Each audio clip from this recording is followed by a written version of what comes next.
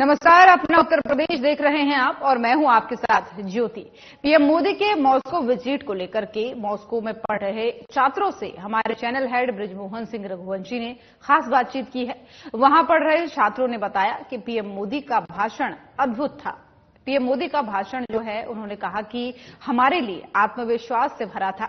उनके मॉस्को दौरे से हम यहां रह रहे भारतीय छात्र में एक खुशी की लहर है।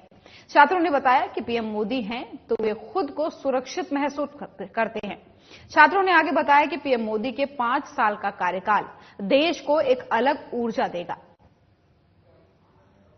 So, the 2-day visit of Honorable Prime Minister of India, Mr. Modi, has been finished. And we are still over here in Moscow. But we have few students over here who are from India and living in Moscow. And what do they feel about these 2-day visit, about Mr. Modi, about India, and about the cultures between Russia and India? So we are the students over here. We can have a talk with them, and then they will tell to our viewers about what do they feel for the 2 days visit of Prime Minister Modi, as well as about India and Russia. So may I know your name, please? My name is Saurabh. So what are you doing over here in Moscow? I'm doing my PhD in Russian language.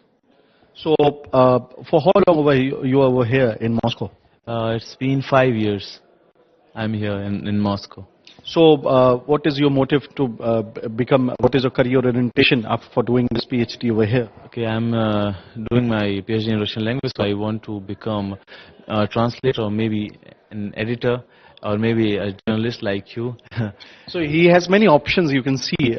Normally, just like today, when we go to some market, we really go to so many shops, and whichever shop we feel that it can get according to us, we really go and shop over there. So the person over here is also, I think, in the same manner. So you really think so? So there are so many options for you. So why did not try to do all these things in India? I started learning Russian language in India, and I think learning Russian language in Russia is completely a different thing. And you can, practice your language with native people, and it really affects your language. And you just don't understand like official, like formal Russian language. You can understand their culture, slangs. And so this is the motto. And if I was in India and doing Russian language, so I might not understand language that well, because here I am practicing it every day, and I have a few Russian friends, so I'm talking with them in Russian. So what do you feel that 2-day visit of Prime Minister Modi with the President of Russia, Mr. Putin? So what are your views about these 2-day visit of Prime Minister Modi? I think it is a very effective visit of Modi, and his speech. It was fabulous, I must say, because he was telling that he came here not alone but with lot of love and love of 140 crores Indians, and and he said that we are trying to improve our trade, we are trying to improve our trade route, and I think this will give us, like a student like me who is learning Russian language, so many opportunities, because if an entrepreneur or maybe someone like Modi said, our Yuva entrepreneurs, they are the future, and हम आत्मनिर्भर हो रहे हैं. And he said that confidence is ये हमारी पहली सीढ़ी है सफलता की. So this is the thing, I must say that he gave us confidence, and it will help us to find opportunities, and we can grow together. Thank you, Saurabh, for talking to us. We have another student over here, and we're just going to talk to her. What does she feel while living in Russia, and what are the major opportunities for her? Please, may I know your name, please? Yeah, my name is Binish. And what are you doing over here? Oh, I started with Russian language. I did my master's in philology, and then I switched my field. Right now, I'm doing PhD in international relations. So what is your career orientation? What would you like to go for, and which for your future actually? Actually, I want to work with UNO, with the organization, maybe with Russian language, or maybe for India, or maybe somehow I just wanted to work with UNO.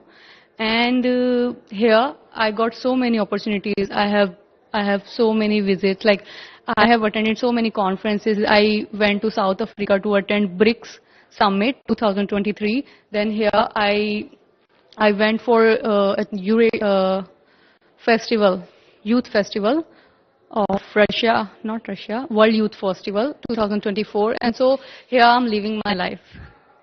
And so, what do you feel about Mr. Modi's visit over here in Moscow? It's totally connected with my PhD topic. My PhD topic is Indian foreign policies in Central Eurasia. So he talked about like North-South transportational corridor. He's been emphasizing on this corridor. So if we get these opportunities here, if Russia and India together with Iran, if they are gonna work, we will having a good corridor for transportation, and our trade partnership will grow more. Even he talked about not unipolar but a multipolar world, which is a really good thing, which we can see now. Like there is India, Russia, China, and there are so many other countries. Right now they are growing. Now we cannot see a unipolar world. We are going towards multipolar world. And one more thing, as Mr. Modi said, he is going to be opening 2 consulates also in Russia. What is going to be the basic impact of these 2 consulates for Indians? For Indian, it will be huge help. Like if a person is living in a Kazan and he wants anything, like any related to embassy work, he needs to come to the Moscow to done with here. And it will like cost them. If you are living here, the financial thing is really matter to a student. Being a student, if they get embassy work done in Kazan, it will help them. Thank you for talking to us. And we have another student over here. We would like to talk to him also. Please, may I know your name, please? My name is Manish Kumar, and yes, I'm doing my PhD also here in journalism and mass communications. Yes. How do you take that visit of Mr. Modi over here in Moscow? I take it like first of all, I was here for 3 days as a volunteer, so I think it was my like best part to do something towards to my like supremo of our country. First of all, so I feel very happy, and I got chance to see him very closely. First of all, so that was the very precious part, and like as all the students said, like PM Modi has a huge motivation towards to a friendship of India Russia, and they are like trying their best to build it. And as I hear in newspapers and last visit of Mr. Jaishankar as well, like maybe Russia soon will be the visa-free country for Indians. So it for India and for Russian as well, like it will be a economical and other things, like it will be a good thing for Indians. Like Indian peoples can come for work purpose, for other things as well. So yeah, relations between these 2 nations are going like building up and up. So I'm very happy with that. And the most important fact which I have noticed over here, the students are very much eager, as well as they are very much career oriented, and as they are Indians, they are more focusing on their career as well as for the future. And one more thing which the world is maybe which they may be telling about Russia after the war with Ukraine. But the students, most of the students have left Ukraine as well as some parts of Russia. As you know, the Indian parents are really much was worried about after the war. But these are the students, I would say, that they are so brave still after the war still is continuing. And yesterday, as you have heard, there was a attack on a hospital in Kiev. So after that also there may be a student, and as you can see that all these students have not spoken a word about the war, and they are more focusing about the future. This is, I think, the youth. And so I would really ask you very honestly, so are you when you're living over here, do you feel any fear over here? No, particularly in Russia, and especially for Indians, as I'm Indian here, so we never face any kind of issue related with war and any kind of racism and other things. So we feel very safe. very like focused, and for what purposes we came here, we are doing well. Last words for Mr. Modi. Modi is the like best supremo till now, and whatever like he will do in next 5 years. So we are looking forward for his decisions, big decisions, and like to making India very like what to say, boundary free and economically free and grow internationally. So we are looking forward for that. And being a student, I would love to like if he increase budget for research for Indians even, because India is our country, maybe we will return. Maybe there are so many students, they want to research there. So if they increase little bit budget for researcher, it would be really good for them. We got the opportunity, but lots of are there only. They are not that much lucky like we are. We are here, we got the opportunity, but so many are there. Thank you for talking to us, to all of you. And as we can say, building nation is not enough. Mr. Modi is building internationally our people. It's not about only the countrymen of India, but also people living abroad. And this is what Mr. Modi always says while his visits to abroad and to other countries. And whenever he visits to another country, there may be many speculations in country, especially from the opposition side, or the intellectuals may say many things about him, that he's just going for tourism. But definitely these are the students, and they have what they say about Mr. Modi shows what he's doing from last 10 years. And there are many other advisors also. Definitely I would just request the concerned authorities would definitely listen what the students are saying about their demands over here. Definitely, if they are the future, and if they reach and if they get what they expect, definitely is going to build up not only the India, but definitely the world. And if the world gets developed, of course we can say there are Indians. With Bureau Head Sapna Charan, me myself Brij Mohan Singh Raghuvanshi from Moscow for TV Asia. Uttar Pradesh आम महोत्सव 2024 का आगाज हो गया है। ये महोत्सव 12 से 14 जुलाई तक चलेगा।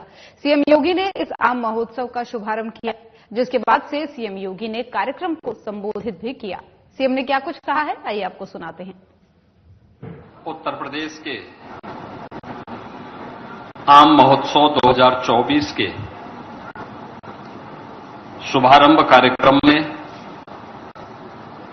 मंच पर उपस्थित उत्तर प्रदेश सरकार में मंत्रिमंडल के मेरे सहयोगी, उद्यान विभाग के हमारे सभी अधिकारीगण,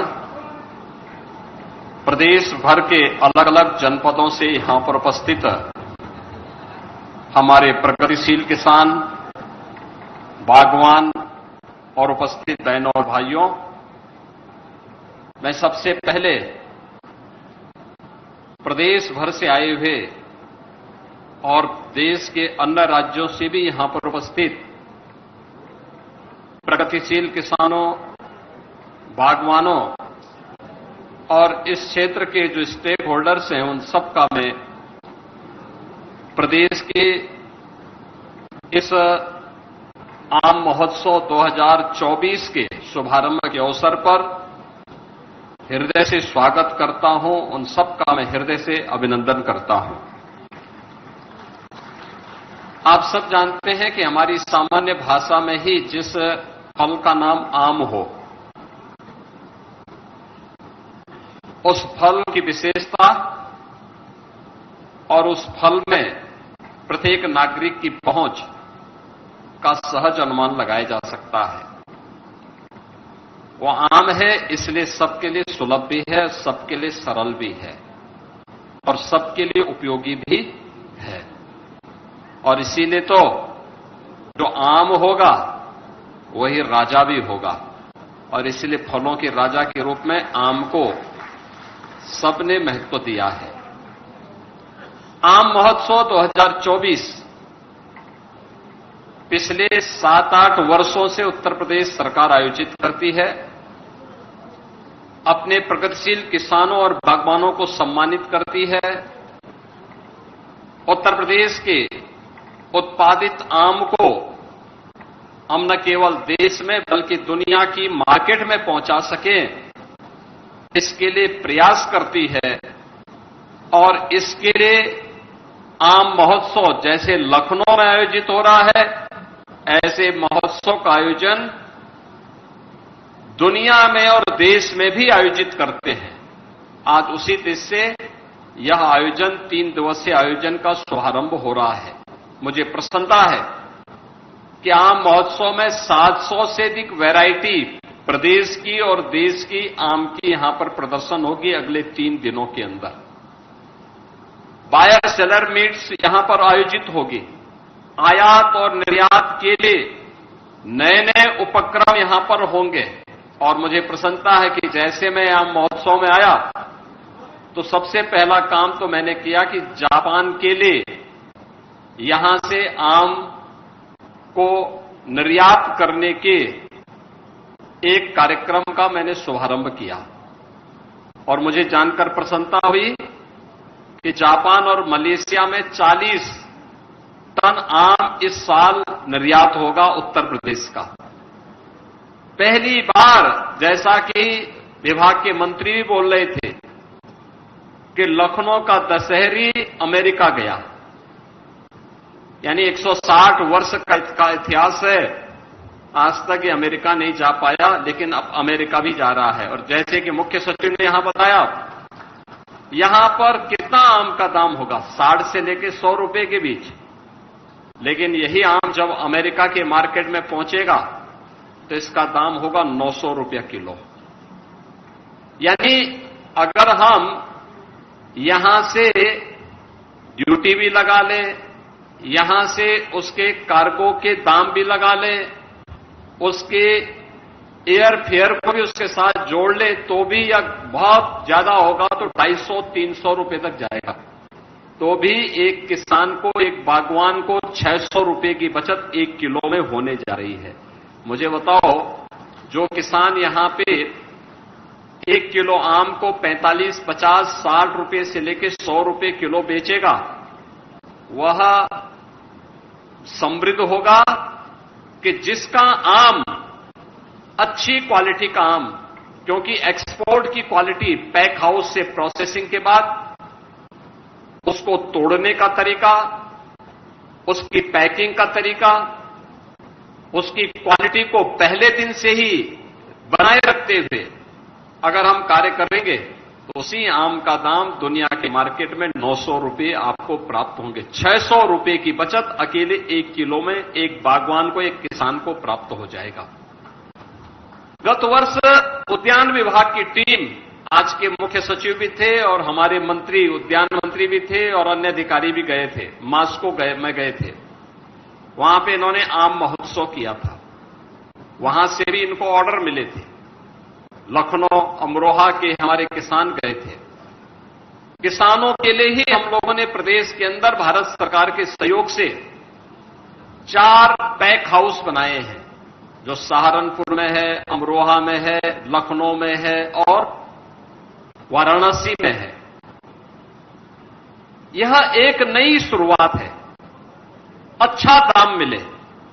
हमें यहां की मार्केट के लिए भी आम उत्पादन करना है, आम नागरिक के लिए भी आम उत्पादित करना है, लेकिन साथ साथ दुनिया की मार्केट में भी छाना है। और यह क्षमता हमारे अन्नदाता किसानों में है। हमारे यहां की औद्यानिक फसलों से जुड़े हुए जो बागवान हैं, उनमें भी ये क्षमता है। यही कारण है केवल 3.25 लाख हेक्टेयर क्षेत्रफल में जो फसल होती है, वह प्रदेश में और देश के लिए 58 लाख मीट्रिक टन आम का उत्पादन कर देती है। यानी देश की कुल आम उत्पादन का 25 से 30% आम उत्पादन अकेले उत्तर प्रदेश में होता है। और इसमें भी अलग अलग वैरायटी। आप पश्चिम में जाएंगे, सहारनपुर से लेकर के मेरठ के बीच में रटौल आपको मिल जाएगा। आप अमरोहा में आएंगे, दूसरी प्रजाति आपको मिलेगी। लखनऊ में आएंगे तो लखनऊ में आपको दशहरी मिल जाएगी। बस्ती में जाएंगे वहां पर अम्रपाली मिल जाएगा। गोरखपुर में जाएंगे गौरजीत मिल जाएगा। वाराणसी जाएंगे लंगड़ा मिल जाएगा। ऐसी अलग अलग जनपद की अलग अलग वैरायटी भी है। आप सोचिए कि जब विज्ञान इतना अप्रगतिशील नहीं था, इतना आगे नहीं था, तब हमारा बागवान, हमारा अन्नदाता किसान नई नई वैरायटी देने में तत्पर रह करके कार्य करता था। आम की फसल को बचाता था, उसको कीड़ों से बचाता था, उसे हर प्रकार से एक नए तरीके से लगाने की तैयारी करता था। और आज जब सरकार सुविधा दे रही है, सरकार ने तमाम प्रकार से सुविधाएं देनी प्रारंभ की है, सरकार ने तमाम प्रकार से प्रोत्साहन देना प्रारंभ किया है, उन स्थितियों में इस प्रोत्साहन का लाभ लेते हुए हमें अपने आप को तैयार करना होगा और अपने उत्पादन को इतना बढ़ाना होगा कि घरेलू मार्केट की आवश्यकता की पूर्ति के साथ साथ हम मुनाफा कमाने के लिए दुनिया की मार्केट में भी भारत के आम को, उत्तर प्रदेश के आम को भेजने की तैयारी कर सके। इसके लिए आम महोत्सव यहां पर आयोजित किया गया है, जिसमें हमारे उत्तराखंड से, मध्य प्रदेश से, राजस्थान से और अन्य राज्यों से भी किसान आए हुए हैं जो इस आम की प्रदर्शनी में भाग ले रहे हैं। तमाम अन्य संस्थाएं भी इसमें भाग ले रही हैं। मैं इस अवसर पर भारत बायोटेक के अपने डॉक्टर कृष्णा इला को भी स्वागत करता हूं कि उन्होंने यहां के प्रोडक्ट को दुनिया की मार्केट तक पहुंचाने के लिए प्रयास प्रारंभ किया है। यह एक अच्छा प्रयास है और सचमुच यह प्रयास ये बताता है कि सरकार, स्टेक होल्डर और किसान तीनों मिलकर के अगर कार्य करना प्रारंभ कर लें तो किसान की आमदनी को मोदी जी के, प्रधानमंत्री मोदी जी की भावनाओं के अनुरूप दोगुने से अधिक करने में हमें सफलता प्राप्त हो जाएगी। अगले 3 दिनों तक बागवान और किसानों के बारे में जो अनेक कार्यक्रम यहां प्रारंभ होने जा रहे हैं, आप देख रहे होंगे, इसमें उन कार्यक्रमों की एक लंबी श्रृंखला यहां तैयार की गई है, जिसमें यहां पर इस कार्यक्रम के बाद यहां पर सहकारी विपणन संघ के माध्यम से कैसे आपको सपोर्ट किया जा सकता है, इस पर भी एक कार्यक्रम आज होने जा रहा है। बायर सेलर मीट के माध्यम से भी इसके विपणन और निर्यात की संभावना के विषय पे में भी आपको जानकारी दी जाएगी। इसके अलावा प्रदेश के द्वारा आम के विपणन हेतु दी जा रही सुविधाओं के बारे में भी यहां पर जानकारी दी जाएगी। निर्यात प्रोत्साहन के बारे में जो उसके स्टैंडर्ड है, जो उसके मानक हैं, इसकी जानकारी आपको उपलब्ध करवाई जाएगी। आम की सुरक्षित तुड़ाई एवं पोस्ट हार्वेस्ट मैनेजमेंट तकनीक पर भी यहां पर चर्चा होने जा रही है। इसके अलावा प्रगतिशील आम उत्पादकों द्वारा गुणवत्ता युक्त आम उत्पादन के संबंध में भी यहां पर जानकारी दी जाएगी और साथ साथ आम निर्यातकों और आम उत्पादकों के मध्य भी आपस में चर्चा पर चर्चा के माध्यम से इसके बारे में समस्याओं के समाधान का भी कार्य यहां पर होगा। कल के भी जो कार्यक्रम है, आम के सस्य क्रियाएं और पोषण प्रबंधन के बारे में, आम के प्रमुख कीट एवं व्याधियों के प्रबंधन के बारे में, आम की उत्पाद विविधता और मूल्य संवर्धन एवं निर्यात से संबंधित चर्चा यहां पर होनी है। ऐसे तमाम मुद्दों पर यहां पर अगले 3 दिन तक चर्चा पर चर्चा को बल देकर के आम उत्पादन में उत्तर प्रदेश अग्रणी है ही, लेकिन अब हमें बढ़ती हुई आबादी के अनुरूप उस प्रकार की क्वांटिटी और क्वालिटी दोनों को बनाए रखने के लिए लगातार काम करना होगा। दुनिया की मार्केट में उत्तर प्रदेश का आम छा जाए, इसके लिए हमें इस प्रकार के महोत्सव के माध्यम से जो जानकारी मिले उसको हमें अपने यहां प्रारंभ करना पड़ेगा। कहां से निर्यात की संभावनाएं बन सकती हैं और किन देशों के लिए बन सकती हैं, उन देशों तक अपनी पहुंच। तो सीएम योगी को सुन रहे थे आप। बुलेटिन में फिलहाल इतना ही। नमस्कार।